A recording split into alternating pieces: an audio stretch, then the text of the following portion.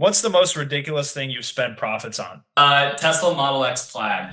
And I realized it's not crypto, it's Bitcoin, right? It's just Bitcoin. And there's sound properties of Bitcoin that make it what it is. I think there's going to be a big shift. Corporations and nation states buying, right? They're not just going to sell in any sort of like 20-30% downfall. They're just going to keep buying. I've figured out that long term, this is the asset that's going to be the future of finance. Maybe not on the last day, but sometime this year, I think we'll hit around 175 to 180,000. Obviously, liquidity for me is the biggest thing, right? So liquidity burns out, that's when bear markets happen. All right. Awesome. Let's get it started. I'm super excited for this. I have the infamous Rachy with me today. Not Rachel, but Rachy. Really excited to chat with you, first of all. And like, thanks again for jumping on. This is the second episode of the Bitcoin Underground, and I'm really blessed to have you with me. Just to start, if you could give everyone a kind of intro, your name, maybe you drop your X handle, kind of where you're located,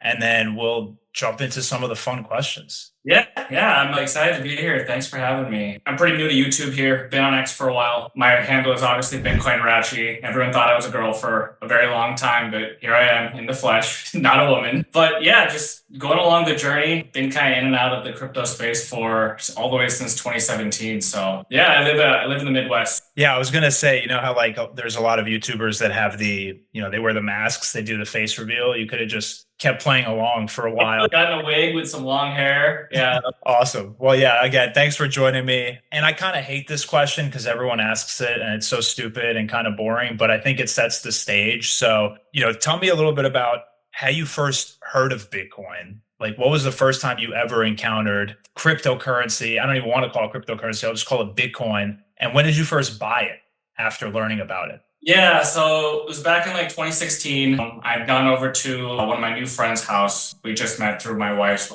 were friends. I met him, we were hanging out by his pool in his apartment, and he starts talking to me about this thing called crypto and Bitcoin. And this guy was all in. Like, he's been stacking Ethereum for years. He put 90% of his paychecks into it. He just kind of orange pilled me that day. Like, literally telling me, here's why you buy ETH, here's why you buy Bitcoin, and how there's nothing better than it. And I was very skeptical, right?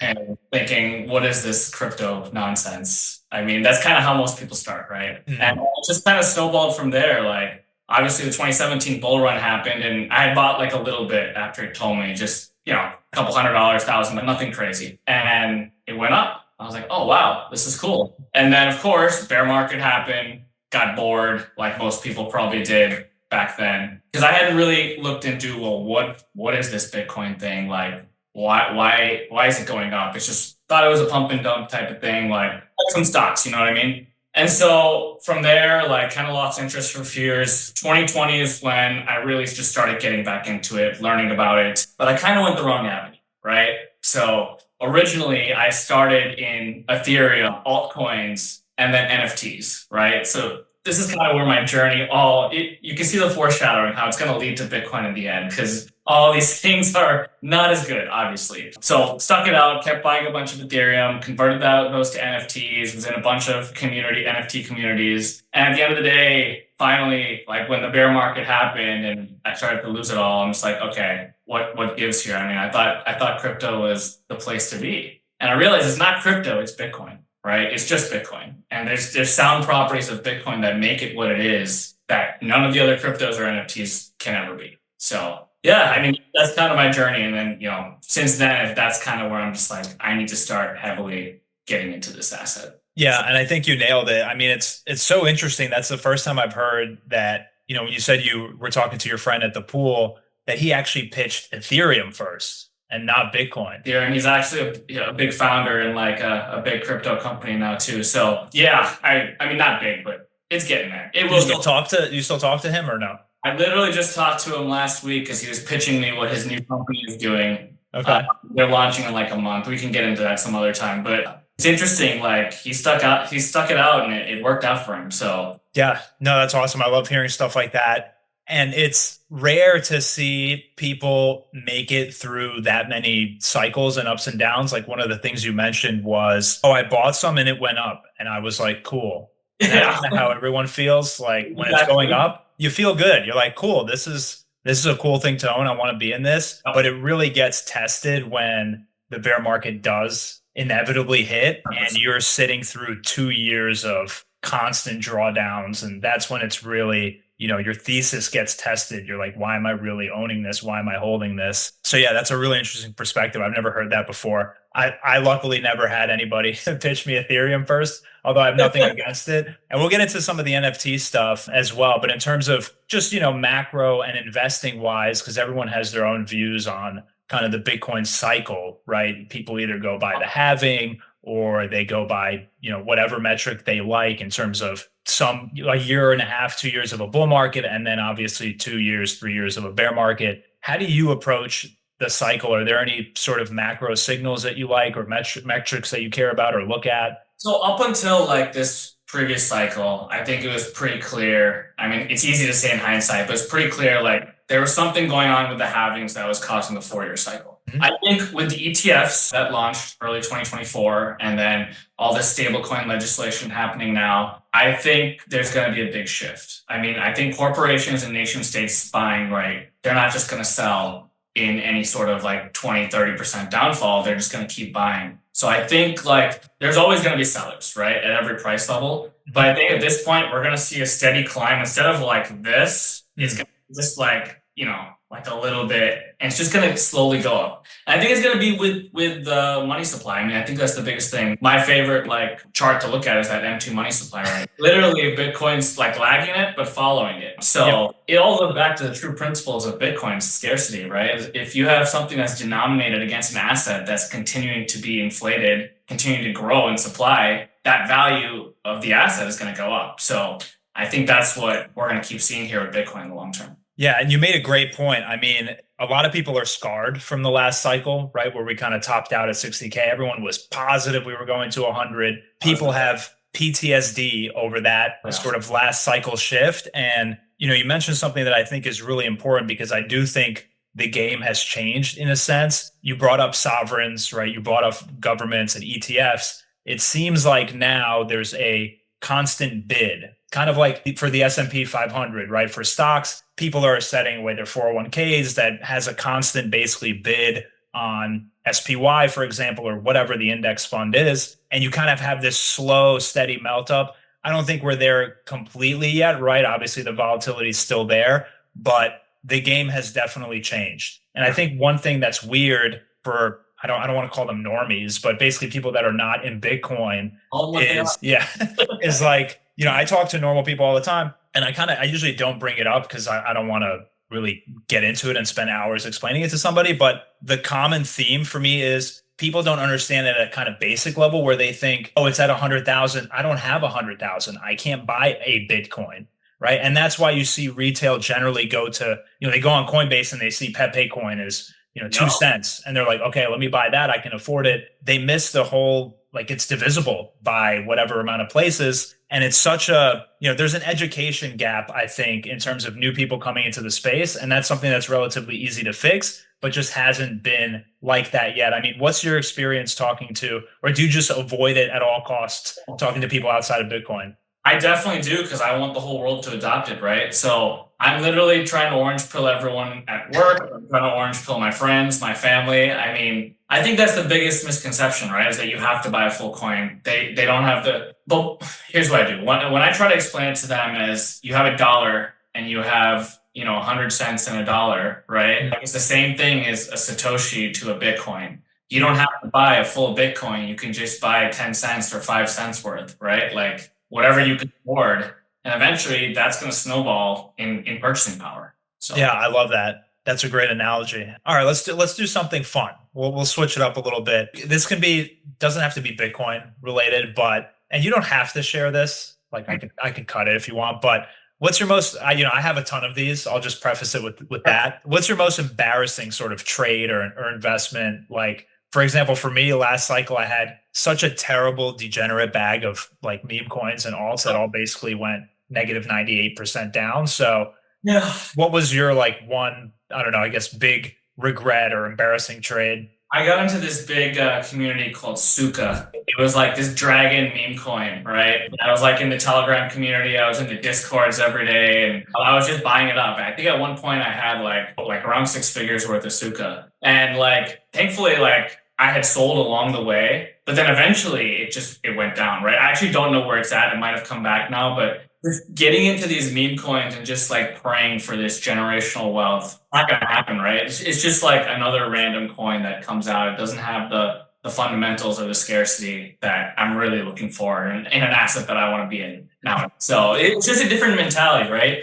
You get to a point where you're like, okay, do I just keep chasing these big gains, or do I just go slow and steady and let the gains come to me? Right. So, Yeah, no, I love that outlook. And you'll have to send me that after the podcast so I can put the chart up. yeah. I'll need to figure that out. Yeah, that's awesome. I know you mentioned in the beginning that a lot of your early time was spent sort of in the NFT space. So I don't know how far you want to go into that, but if you had to choose one now, right? Say somebody who's new, or maybe they already have a bunch of Bitcoin and they're like happy with their holdings, and they were like, I want to get some digital art. I want to keep it for the long term. What should, it's a lot of it's really expensive, right? Especially the OG stuff like the punks, they're super expensive. There's no getting into that unless you have six figures. What would your recommendation be? I know you kind of shook your head. Would your recommendation be just stay away from it? Or, what would you choose if you had to recommend something? What I'll say is don't go for the smaller ones. You're going to lose on 99% of them. It's going to be like, right? If you want to get some NFTs, I remember when I was getting up, Pudgy Penguins was scaling up. They're probably one of the not cheap, but cheaper ones. Otherwise, I would just stick to Bored Ape Club or CryptoPunks. Like, if you're priced out, don't even think about it, right? Like, and even those, I don't know where they've been the last year and a half, because I've been kind of out of the NFT space in the last 2 years. That's kind of what the top of the market was at the time. So they still hold the same value, but I would stay away from anything on that. Yeah, no, that's good advice. And I think for a lot of people, it might be a little too advanced. I don't know if that's the proper way to say it, but because you also have to look at the price of the NFT you bought in terms of a ratio to ETH, right? So it's not just as simple as number go up. It's also where is ETH going? Yeah. Your gains and taxes and stuff get very complicated really fast when you start all that. So yeah, let's not even talk about taxes. So we'll just imagine we're paying them. Okay, don't come after us. So let me ask you this: in terms of just, I guess, strategy and sort of tactics, are you mostly at this point just holding, or do you play around with other assets? Do you have like a 5% bag where you just kind of do whatever for fun, or are you all Bitcoin and relaxing? No, so majority is probably Bitcoin. I'd say 75 to 80%. I think I've got 20% in MetaPlanet right now. And that's also like very Bitcoin denominated. It's not altcoin denominated or anything else. So that's kind of my like moon bag, as you can call it right now. But it's still very much denominated in Bitcoin. So I'm okay with it, because like, as long as Bitcoin goes up over the next 20 years, they also will, as long as they don't have major leadership changes or anything like that. But see what I'm saying? Like, leadership changes, that's a third party counter risk. You never know. Like, Lyman and Dylan are gone, like MetaPlanet's going to tank, right? So Bitcoin, there's no CEO, there's nobody. Like, you just hold the assets. Yeah, that's such a good point. And people, well, maybe they think about it, but they don't really want to think about it. It's the same thing like Berkshire with Warren Buffett, right? I know he has an exit plan, and there's other guys in there, and nothing's really going to change. But MicroStrategy is a super popular play right now. Obviously, you have the MicroStrategy yield guys that are, completely obsessed with MSTY. And then you have MetaPlanet, right? People don't think about, what if Saylor leaves, right? What happens? So I've said, like, it doesn't matter if Saylor leaves, the company is going to keep going with the same strategy. But if you lose Saylor, I mean, that stock's going to take a 30% dip the next day. And then you're lucky. Then it might come back. If they settle people down, and it's not just say like, we're going to keep going, but you never know, right? It might be more than that. I don't know. Yeah, it would definitely be a shock. It's the same thing like Tesla and Elon Musk, right? They kind of go hand in hand. Yeah, that's a great point. Well, let me ask you this one, because this one is really fun, and because I think a lot of people kind of forget, or maybe it doesn't seem like it happens because Bitcoin's always sort of crazy, but 20% of all of Bitcoin gains happen in 90% of all the Bitcoin gains in a year happen in about 20 days out of the year, right? Yeah. Most of the time it's super boring, or it's just whatever, especially the weekends nowadays when there's no US trading. It's super low volatility. How do you stay convicted when things get really boring? Well, I have a DCA going every hour, and so now I just watch that, and it makes it fun. Oh, I'm collecting this many sats every day, right? Like, something to keep me occupied while the price goes, stagnant or whatever. And now that I've started that DCA schedule, I like when it goes down, right? Mm. In the past, I would be like, okay, can I pull funds now to smash buy? But now I'm just always buying, right? So no matter what, I'm interested because I've figured out that long term, this is the asset that's going to be the future of finance. It's going to be the future of the world. So as long as you have your conviction, there's no reason to get bored. Just let it go slow. Yeah, I love that. That's the first time I've heard that. I've heard of people DCA buying sort of every day, but never every hour. That is next level. So yeah, and I get that on X, and I'm like, how does that work with the fees? And then I found River, and like, there's 0 fees after the first week, and so I was like, all right, try this. And I figure if I don't do it, and I'm just gonna keep holding cash longer, and I'm gonna end up paying fees when I buy anyways. So might as well just slowly do this, right? And just see how it works out. And so far, it's working great. yeah, no, that's amazing. I mean, there's literally 0 point to having cash sitting in your account. It's there. It actually gets 3.8%. So kind of nice. Just a little extra, like, wow, before it gets fully vested. Got it. That's cool. So I'll ask you one last like kind of trading macro one, and then we'll go into kind of more fun stuff. What's one kind of trading idea or edge you wish more people paid attention to? I know you mentioned the global M2 chart. Not to shout myself out, but I have a custom one. It's free on TradingView. So yeah, go check that one out. But outside of that, because I know that's been on fire this year just because the correlation has been so high. What else do you kind of look at for confirmation? A lot of people love the power law, right? Some people love the rainbow chart. Like, what is your go-to? I don't really have one. For a long time, I looked at Plan B, stock to flow. I've looked at the power law, but at the end of the day, honestly, I don't even care.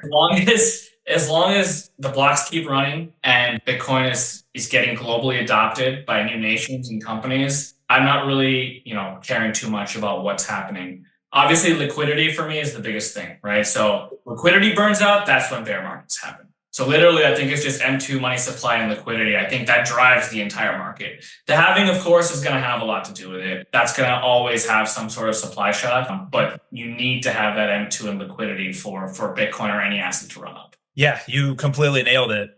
I wish more people, I would put that out and repeat for people because liquidity is what drives the cycle. The halving, it helps, but it doesn't really have that much of an effect. And yeah, at this point, it literally is what you said. It's literally global liquidity until that decorrelates and proves everybody wrong, which at some point it might, but it hasn't yet. So that's my most important metric as well. So I'm glad you called that out. Yeah, that's one that seems really popular on like X, where we're in our own Bitcoin echo chamber. But if you said that to any normal person on the street, they'd be like, "Liquid what? What are you talking about?" So yeah, and it's wild because it aligns perfectly with the debt refinancing cycle, right? The government has to roll over their debt. Bitcoin released coincidentally right after the 2008 financial crisis, right, as kind of a response, to the bailouts and everything. So the halving cycle perfectly aligns, basically, not perfectly, but pretty much with the refinancing cycle. It's a beautiful, like, mathematical conglomerate. I don't know how else to say it, but let me ask you, go ahead. How does he plan that, man? He was a genius there. I mean, put it in the right time, like Bitcoin was needed in the world. Obviously, it took a long time to get adopted, but he recognized it. Yeah, so very forward looking, could almost like see into the future, you could argue. So still amazing to this day. Do your real life friends know you're into this, or are you kind of low key about it? No, they know. They very much know. And I'm sure, behind the scenes, they're probably like, that guy's going to lose all of his money. But little do they know what's coming here in the world. So yeah, that's the unfortunate thing is most people are going to have to find out the hard way. That's how, actual change might happen, but we'll see. So what's you don't have to answer this. I don't want to put you on the spot. Is your price prediction question? No, we'll get to that one. But what's the most ridiculous thing you've spent profits on? A Tesla Model X Plaid. Oh, okay. So not a cheap car by any means, but with a family, like, we love our wing doors. It's super easy to get, an infant in and out of the car. And I love the speed. It's fun. So yeah, it was a splurge purchase, but also a family car. It wasn't just for me. So my wife love that. Yeah, I love that. People sleep on Teslas just because they're quiet, but those things can rip most cars on the road in terms of 0 to 60. It's kind of insane. Yeah, I love them. It's funny you answered that because that was the exact thing I did. I bought a car that I've always wanted. So Oh, awesome. Which car? I bought an E53, and that's basically the only thing I've done with my profits. Everything else I Oh, put back in. same. So yeah, it's weird. Men are always like, yeah, I just need a car, and it was kind of stupid looking back at it. I'm like, yeah, I could have whatever. It's a splurge. As much as it was a splurge, I do regret it sometimes. I did it when Bitcoin was at 30K and my down payment was like 62K. So I missed out on 2 Bitcoin. So it kind of sucks in that way when you look at it, like you buy a depreciating asset versus an appreciating asset. So learned it. I don't think I'm doing that again anytime soon. I think I'm done. I'm just gonna ride this out as long as I can. Yeah. I mean, don't think about it like that. You're actually using it, you're using it for your family, right? It's giving you utility in your life. So it's worth it. Trust me. I'm sure there's a lot worse stuff we could spend our profits on. So that's probably one of the least bad ones. Let's do lightning round if you're ready. We'll shotgun these questions. You already said it. You kind of predicted that I would ask this. So end of 2025, December 30th or 31st, whatever the hell the last day is this year. What is Bitcoin price at? Maybe not on the last day, but sometime this year, I think we'll hit around 175 to 180,000. Okay. All right. I like it. Yeah. It's like, why so bearish, right? But I don't want to be a moon boy either. Like, I think everything takes a little bit of time. And if we rip to 250, then I think we're going to have a bigger drawdown, right? So I'd rather we go slow and steady. Yeah. So, No, I like that. That's a measured take. You know, you hear pretty much everyone saying something 200 plus, right? And that's exactly what Bitcoin will do, is what everyone least expects. So yeah, I like that. That's a measured take. So we'll pull the receipts on that at the end of the year. love it. What's your favorite X account to follow right now? Ooh, favorite X account. Let me think for a second. It's a weird question. Not everybody has like a favorite one, but Okay, so I guess one person I really like looking at on X is Matthew Hyland. I know he's more of a technical analysis guy, but every time I kind of see his charts, it just kind of gives me some butterflies in my stomach. Ooh, we're about to bounce off this and bounce off that. That's what keeps me entertained during like the boring times. Is like what's happening on the charts. Yep. No, he's definitely like a Picasso when it comes to beautiful charts, giving us all some hope. Cool. What is next question? What is one altcoin you'd actually hold for this cycle? And it could be none. Oh, an altcoin. Yeah. Or meme coin, whatever. No, I don't think I'm holding any. I have literally zero into any altcoins. So sorry, probably have 50 or $60 worth of ETH left from when I sold it all. Just to leave some there, but yeah, nothing else. No. I like it.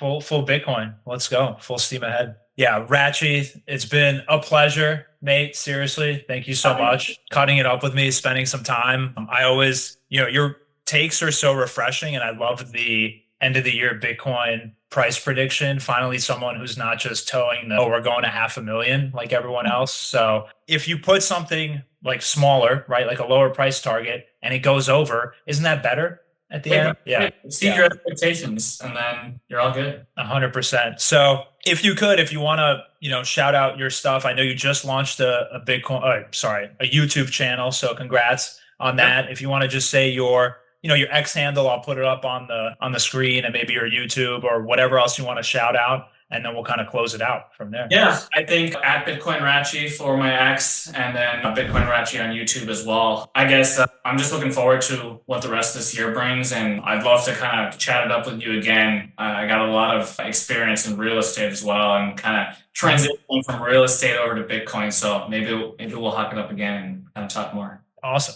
Yeah, thanks so much, Rachy. Really appreciate your time. I'm definitely going to see you again, because we're definitely going to I will have to pick your brain about real estate, given what's going on where I am in Miami. So I'm going to need some advice from you for sure. And yeah, until next time. Cool. Thanks, man. Thanks for having me.